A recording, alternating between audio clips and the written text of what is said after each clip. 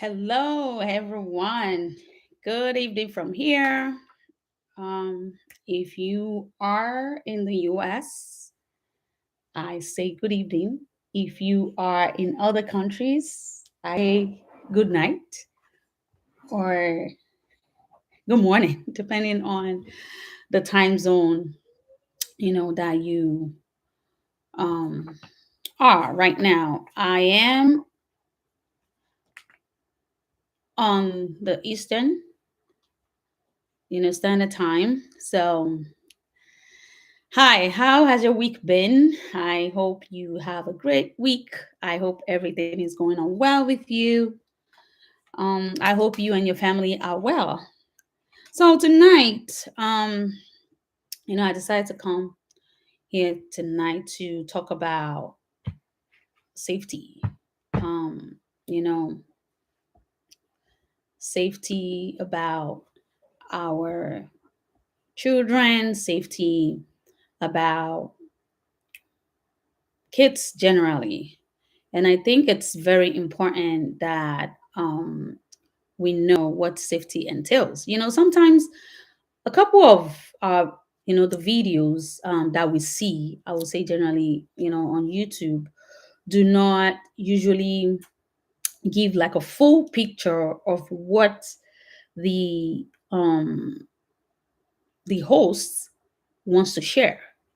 Maybe probably because of editing and things like that. But something to take note is that life might be able to help more with like having a live video might be very helpful to help people learn more, especially learning experience, learning from personal experiences. And also my YouTube community and family can also share what they have learned in their journey with their child or children. So let me quickly share this and see, and just in case we have people who wants to be part of this broadcast, and so we can just get started. So tonight I want to touch on, like I shared before, safety tips. So, hi everyone. Thank you for joining. Please let me know where you're joining from. If you don't mind sharing, I am currently in the US. Please let me know where you're joining from. Trying to share.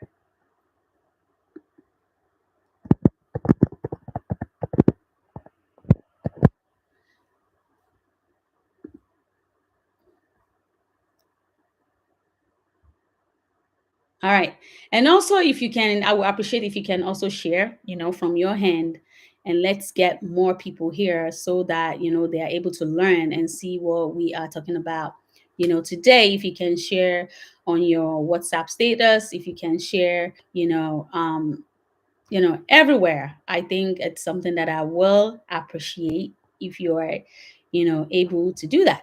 So, let's jump right into what we're talking about as safety, the safety tips that we get to learn as parents, of children living with autism. And tonight I'm not streamlining this video to only parents of children living with autism, but I just want to generalize it, kids generally, especially when they move from um that phase of toddlerhood, and then they begin to move around on the house. They begin to do so many things by themselves. They're able to move around, and I feel like safety is very important. Thank you for joining, from Ontario, Canada. Okay, from Canada. Thank you for joining. you know so this is something that, like I shared before, it's something that we really need to address, especially in our in this community. It's something you know we don't often address, but I think it's very important so that we know what other people are doing when it comes to safety. for their young children. So I know in one of my videos there was where I actually highlighted, I talked about, I think it was the first safety tip, where I talked about one child in Texas that drowned. I heard about another one. I think this is very recent, few weeks back, and this particular boy, was in um, school, and I think I think he was in the school just walking around, and he they were trying to the teachers, I think they kept their eye on this boy, but for some reason, I don't know how, they couldn't find him anymore. And by the time they were looking out for him, the boy already drowned. I think it's really alarming, and we see most of this scenarios and episodes. We see them mostly in fall. Oh, I'm sorry, mostly in summer. I'm so sorry about that. We see them mostly in summer because, one, the weather is pretty good. Out, people want to be outdoors. People want to do, a lot of activities. So I think that's why we see a lot of it in summer. I mean, that doesn't mean that it does not happen in other seasons, but I feel like it's more, even generally in summer.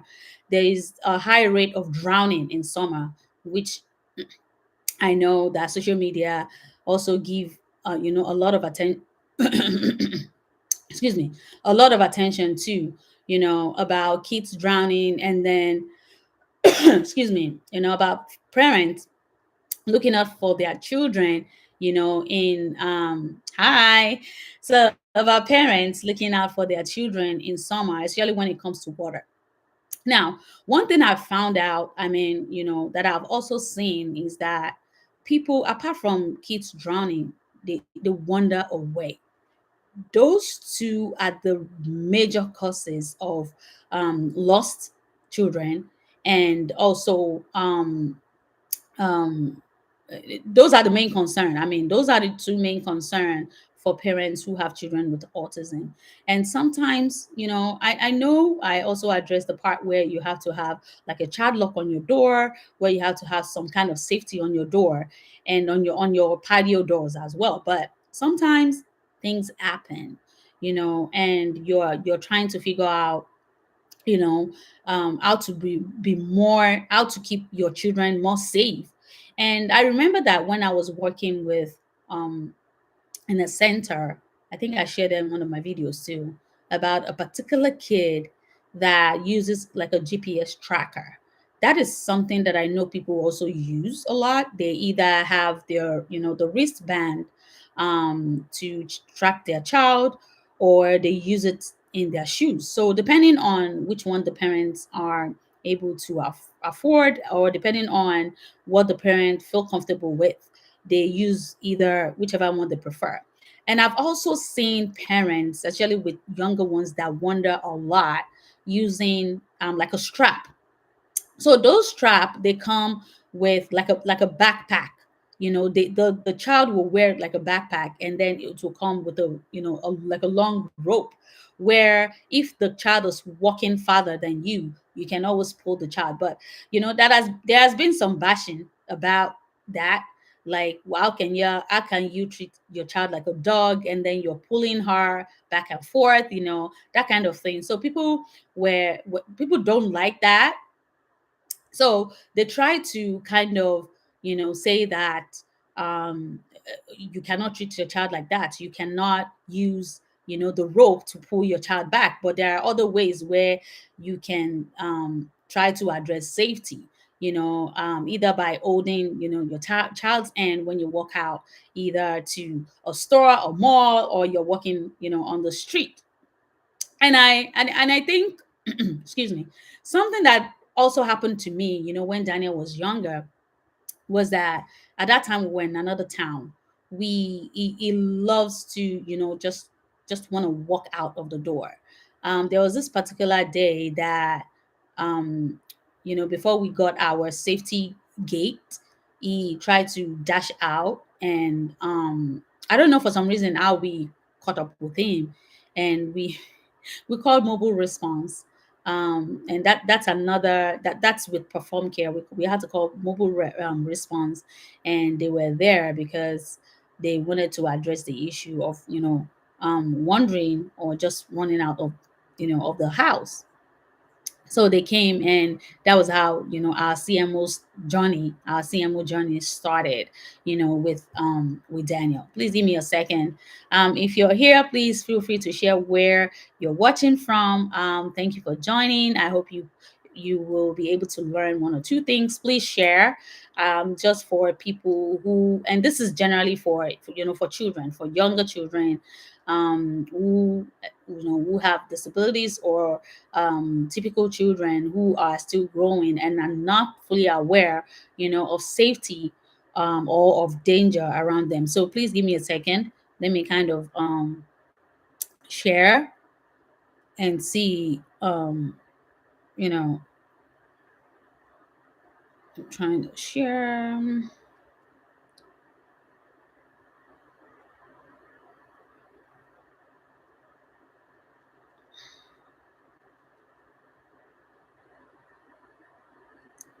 All right, so that might be, that is a concern. Like I said, it's a concern that excuse me, it's a concern that it's always on the mind of a parent, who has an autistic child, and really want to kind of look out for their child, because let's be realistic, there is no way you can keep your child 24 hours, right?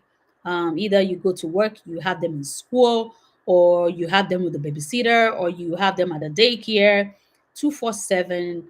you know um you might not be able to kind of watch them. So that's impossible. But other things that you can do is also, have a community. I remember that even in our, where we are right now, when we have Daniel's ABA therapies, come and they walk around in our community, they are aware. They know Daniel in our community already, walking around, and they always look out. And is one person that walks very fast. His strides are really huge, so he walks very fast. And i- when the therapist tried to catch up with Daniel, then I'm sure some people who might be outdoor at that time will say hi to him, and then we'll kind of look who's behind, who's working with him. So I think that's very, very important, because they're also looking out, for your child, in the community. So I think the we cannot throw away the essence of a community, where where you live. It's very important. They keep an eye on your child. They know what is going on. And I usually say something. It takes a village to raise a child. About, it's not only about your child, but about the community where you live. Once they know your child, they always look out for them, right? So that is very, very key, so that you're also introducing your child to to the community, so that they know who lives in this community. Take them out to events, take them out to church, take them out to diner, take them out to restaurant. Let the community know who they are. And I think, also parks. A park is a very good place to also have your child, network, and also meet, other new people. So that may be something for you to think about if you're thinking about, your child's safety. And just keep some things in mind, that for everyone that is also watching your child, you need to explain, what diagnosis does your child have. Some people, I remember telling someone recently, who always, she does some kind of babysitting, and she said that, oh, she likes to take her children out, and some children out. And I asked her, because I know the kind of children she's taking care of, and I asked her, I said, are you aware that our children with autism, they're not conversant with the place where they go? It's not like they don't know the place, but safety is not on their list. So you have to be the one that will consciously watch out for them when you take them out. Either you take them to the street or you take them to the park, wherever you take them to, you know, they kind of like, you have to either hold on to them or watch them closely. You cannot just leave them. And then you remember one of the videos that I shared with you, that Dara dashed out when we were at the park, almost running to the street. So that's a safety concern. That's a big one, right? So either you have, even if you take them to the park, you want to watch what you're doing. It's not a time to spend time, on the phone or talk to, of any your friend, or do some other things. I remember I said, in that video I shared how I was on the phone, and the next minute that was what I saw. I didn't prepare for it, and I never even knew that she could do that at that park. But thankfully, that park is a little far from the road, and that also has, you know huge strides too. By the time she take a step, she's almost halfway. So, safety is very, very, very important. Whoever is caring for your child, or trying, or does respite for your child, you want to tell them what they are capable of doing. Sometimes I know our children, they like to test boundaries, I mean, and then they try to see if this is something they can try with you, and want to attempt to run out, right? But if you set that standard, and they know, and you let them know that this is safety, right? This is safety.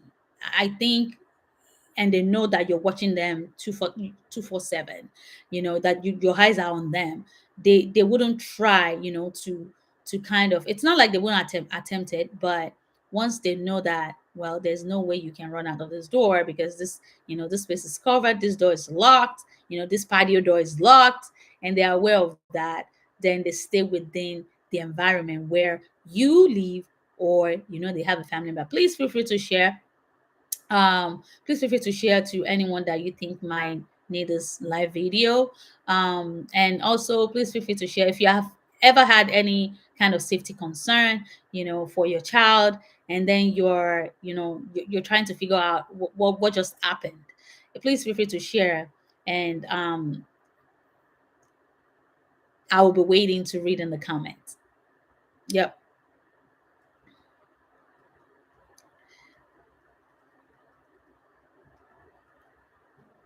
So let me see. I'm trying to come on YouTube live and also see how much we can cover. I know we're almost halfway, but we just do what we can do with YouTube live. So does anyone have any question or anything that you feel like it's, kind of a safety concern, or something that you have experienced with anybody? Please feel free to like, share, anything that you, share with people in your network. Please share. Let's see. Let's get people on board to learn, a lot of things, that a lot of ways that we can keep our children, safe in the house. And I know that another thing that I also notice is that, even in the home too, some kind of, clutters that we put in the house unknowingly, or I would say not unknowingly, but unconsciously. We just put things like that, and then we're not even aware that we have children who walk around without even looking. They're just going around, just running around the house. They're just so the point is, they're not aware of anything. They're not aware of any form of safety. So you might want to, try to declutter, and try to get some things, that you feel like children can bump into, and just, keep them away, for their safety, you know. And just try to see how you can. Or sometimes people have in the past, I've seen, excuse me, where people have tried to redo, or will I say re restructure their home, because they know the type of child that they have. And I've seen people worked on, um their basements where children can hide. I've seen people walked on their doors, of course, and the cameras. I've seen people walk on their backyard, especially with the fence. I've seen people go to their local authority, like a township office, to request for, like, what's that called, like a sign saying an autistic child lives here, autistic person lives here, something like that, to show that these people are not aware of anything that has to do with safety. But if you're driving along here, for you to know that, okay, someone with, an autistic person is in this area, and then how you can, be watchful, because you can never tell. So that is another thing that I feel like people should also do. If you have, a child with, living with autism, and you have that sign, you can easily go to your district, your town, to ask, if they can put that signpost right in front of your home, saying that, an autistic individual this year, or something like that. That can be very helpful, you know for safety reasons. And another important thing that I also want to share is that people who live close to either a pond, swimming pool, or any body of water, I think it's very important that you fence your swimming pool, your you know just be aware of any water around your home, because I still don't know why kids with autism are still drawn to that water. That is the one that is really of eye interest to me, because it's something that we see every year, every summer. There's always some kind of news, there's some kind of news that they share, that a kid drowned somewhere, a kid drowned somewhere, a kid drowned. It's really, it baffles me a lot, and it breaks my heart to see family cry because their young child died, in a pool. And it's not only for children living with autism, just to let you know. It's also for day camps. Even it happens in a camp. I remember this, of course, this summer camp. There was this camp that I read in another town close to us, where it was the first day of camp. This child drowned. First day of camp, this 2024 camp, summer camp, the child drowned, and he's a typical child. He is a typical child. So that is why, safety is very important. And I also believe that, I shared that the teaching them how to swim is also something that you might want to also make a priority. Swimming is it's very, very important. And I know some of us don't like to swim, but I think teaching our children will help them to understand that even though you're in the water, you can, for some, I think they will be able to find their way to just know how to swim in that water, to stay afloat. So safety is a big thing. So I don't know if anybody, I mean, if you have any question, please feel free to ask in the chat.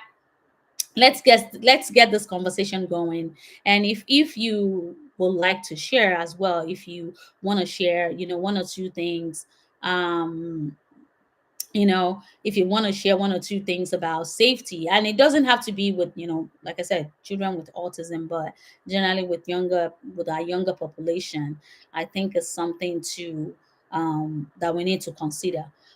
Yes, I agree, keeping them safe is of utmost importance. Very, very, yeah, that's very true. Keeping, yeah, that's the major thing that comes to a parent's mind. How do I keep my child safe in the community? And I also want to also share that for those who are nonverbal, that might be a little bit difficult, you know and especially if they do not communicate, and they're just walking around, you know it's still a safety issue. They cannot tell you where they're going. They cannot tell you where they're coming. They cannot do something like that. So I feel like it's very key that you teach them about their community. You teach them how to communicate. Like my son Daniel, I'm still gonna bring him live, one day to share um, you know, um a lot. So I'm gonna come on live to share with you how he uses an AAC device to communicate most of the time. So I will try to bring him one of this live session to show you how he uses his iPad to communicate and tell you what he wants, what he's doing and things like that. Using sentences with his iPad. So, and how he goes around, taking his iPad and just, saying hi.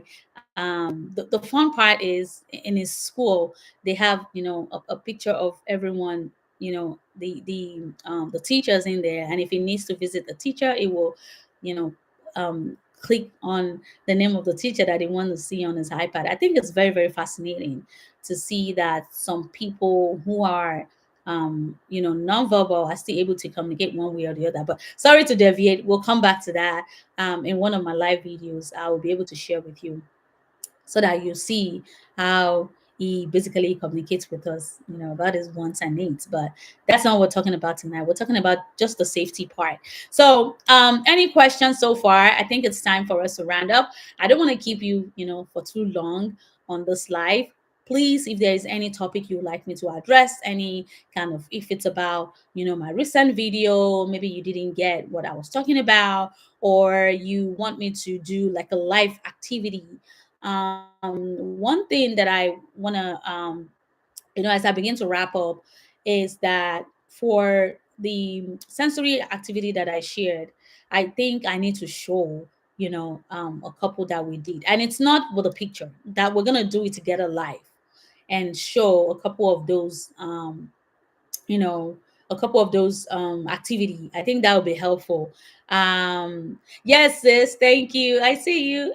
Thank you for joining my Facebook live, sis. So yes, the device is such a blessing. I agree. I'll bring him live and then we'll see how the device works. I think it's very important that people see that, people that uses an iPad can communicate way much more with their iPad. He knows his way around it, in and out of that iPad. So maybe next live I'll bring that up.